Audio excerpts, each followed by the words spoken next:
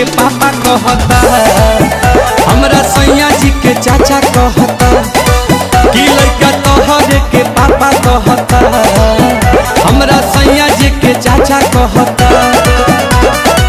ओही दिन से खोजता ते रोवता चिल्ला के, ओही दिन से खोजता ते रोवता चिल्ला के।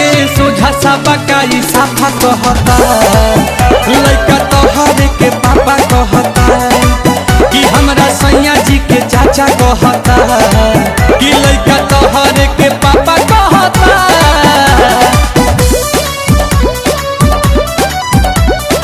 Music by Priyanshu Singh.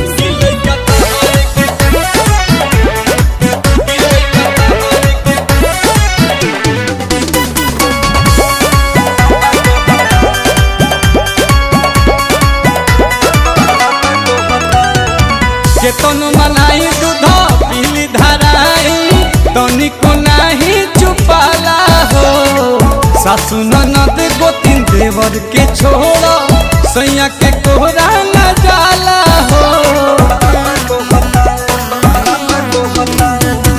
केतन मनाई दूध पीली धराई तनिको नाही चुपाला हो। सासु ननद गोतिन देवर के छोड़ा सैयों के कोरा न जाला हो। रही जात मन हमर भीतरे लजा के, अपने देरी में कातू गइला सिखा के।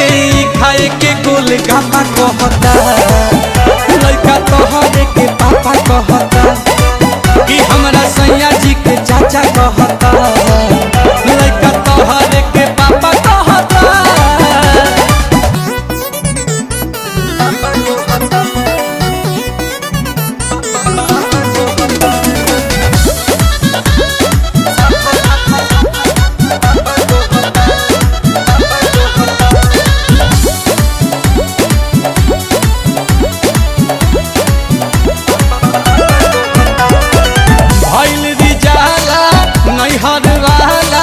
लागता कि भेद खोलवाई हो।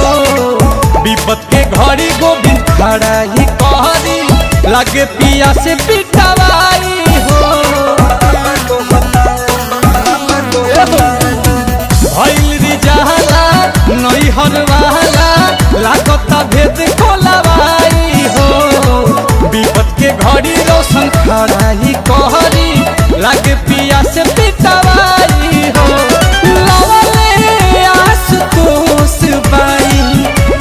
गजबे के धान सुनाते पताई जला, नीलकमल के गाना हमरा इज्जत पथा पर रहता।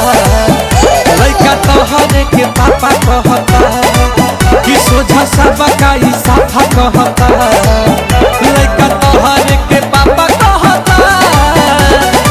ओही दिन से खोजता ते रोवता चिल्ला के, ओही दिन से खोजता ते रोवता चिल्ला के। सोझा सा बकाई साफा कहता, लड़का तोहरे के पापा कहता कि हमरा सैया जी के चाचा कहता।